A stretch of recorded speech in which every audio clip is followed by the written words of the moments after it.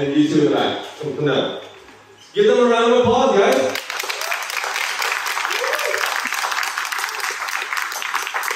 And of course, this game won't be fun without a referee. So you guys can sit down here.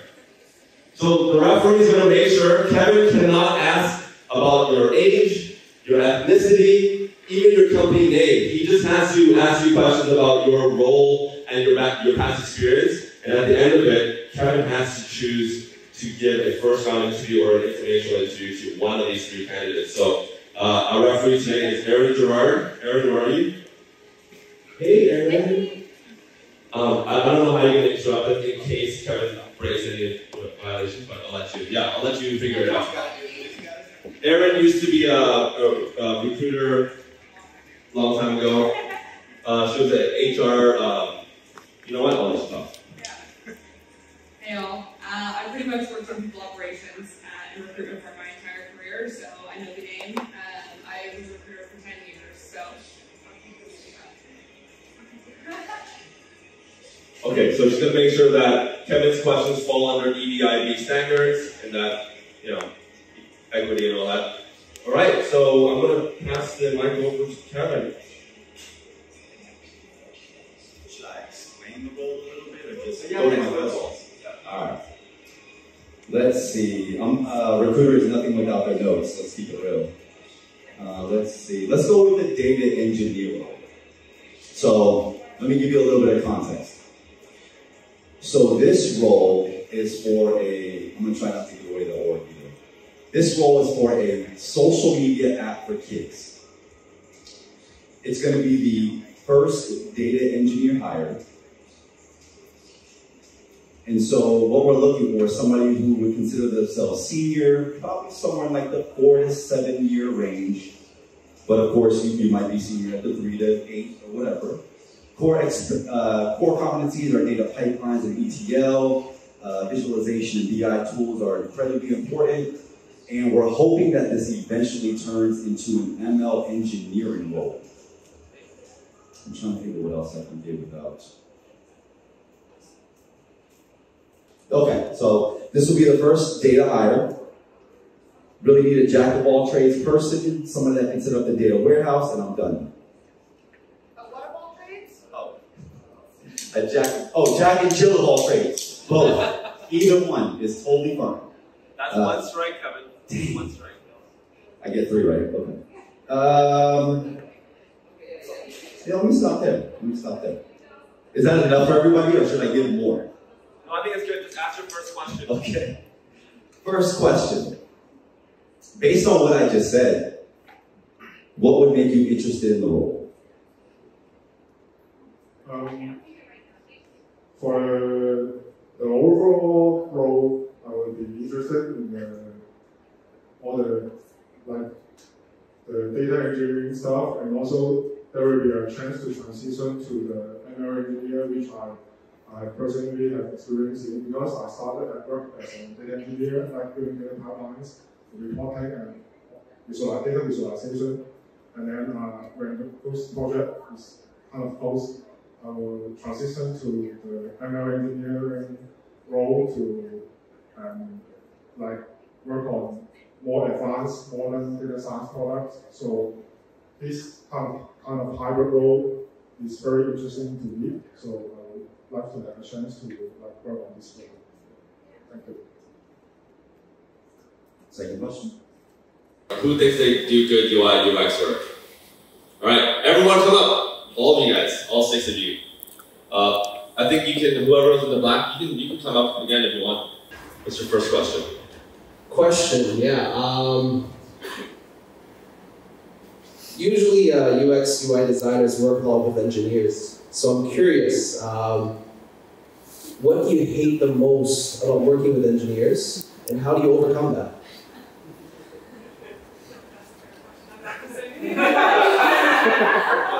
Sorry, engineers.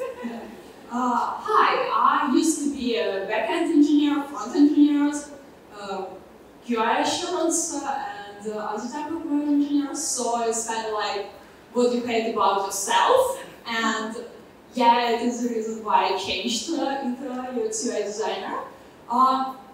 I think the hardest thing is that sometimes engineers doesn't have a vision of a big picture for a product. They are very often more interested in the solution or framework or how they could do something instead of thinking why they should do something. And this is actually part of my job to realize why we do something and communicate it to developers. Thank you. Oh, first of all, before I answer the question, I just want to say that I love games and sports and esports. But back to the question.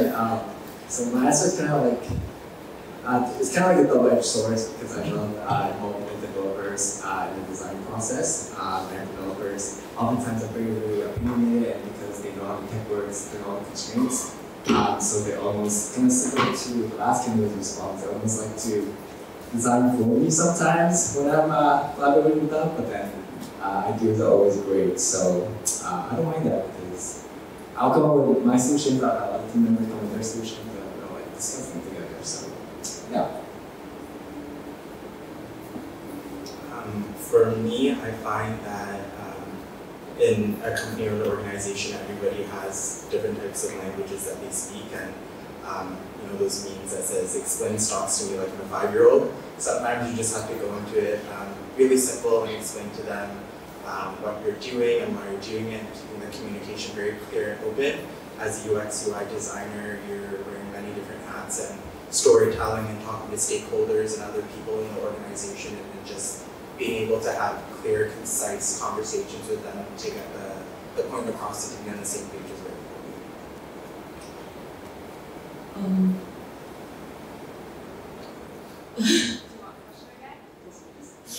Yeah, question is, as UI and UX designers usually work with a lot of times developers, what do you hate the most about working developers, and how do you overcome that?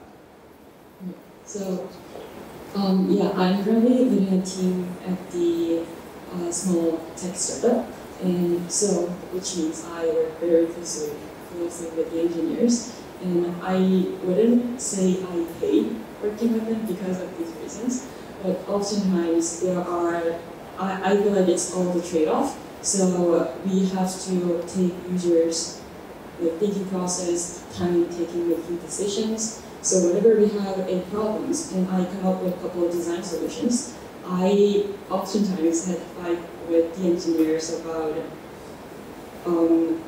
this solution gives this much value to users, but then it might require a lot of engineers' work. Let's say if I click this button, this has to do this, but then that's all becoming the engineer's task. So I have to persuade them to with the value that users are getting by doing this, and then that's because they also had their deadlines and they have a lot of things to do. So there are oftentimes that I have to persuade my solutions to them rather than just easy engineering solution. So that's the hardest part when I'm working with engineers. And also I have to move on with their decisions sometimes. So that's the hardest part, I would say. Thank you. Okay, the same. I think I enjoy work with developers, with all these people are really great, but I just have problems in the QA stages when the developers delivering the product, because normally some things in the design is not the same with the final product.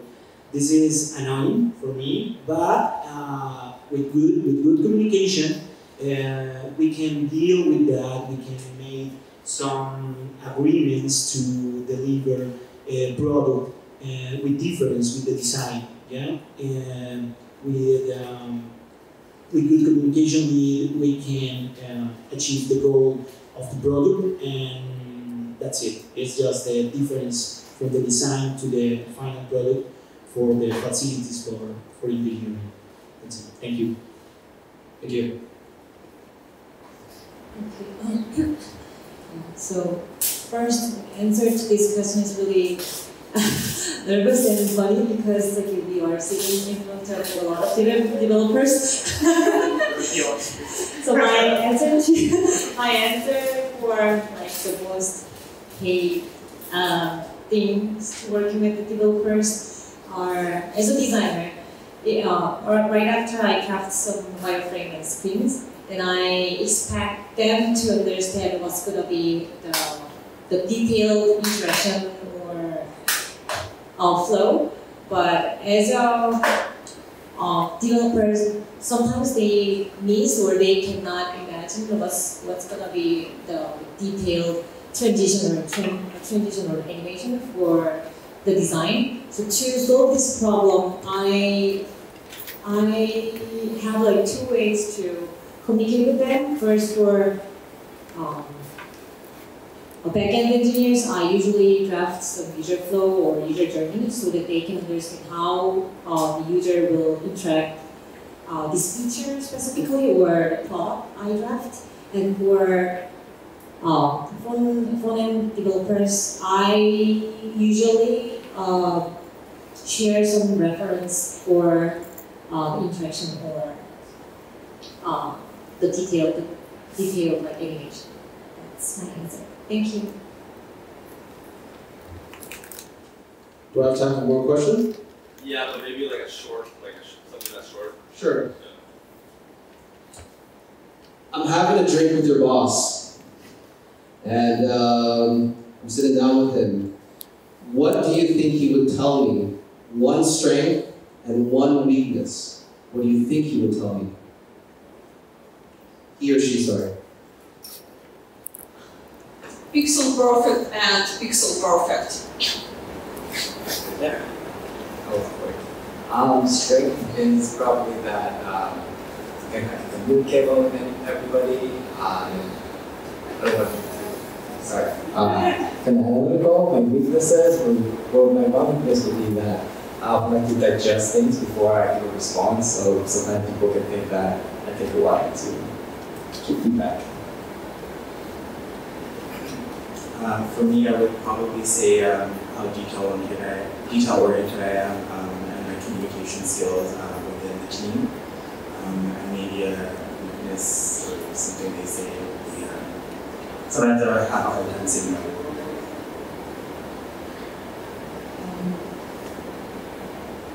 So this can be both strength and weakness in different contexts, I would say. It could be detail-oriented as other designers and taking so much time as a weakness, but it's in the startup environment, it's a weakness.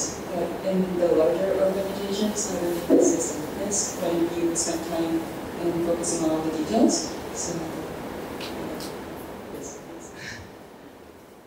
Okay, my biggest strength is my ability to work effectively in a multicultural environment team, and my biggest weaknesses is to tend to be self-critical sometimes. My weakness is, as a designer, I tend to spend like more time on research. I know it's inevitable steps, but we have like deadline, so I try to make a balance between finalizing the UI design and the research. So, strengths, yeah, strengths. All I have, my strength is like just because I have like product manager experience before, so I try to think even the small design in a big picture. So I try to think end-to-end product process. Thank you. All right, David, you got a tough choice. You got 6 candidates. 2, 4, 6. Whoa, that was easy. Number 2, number 4, and number 6. So maybe you guys can go up and say hi. You guys go up and say hi.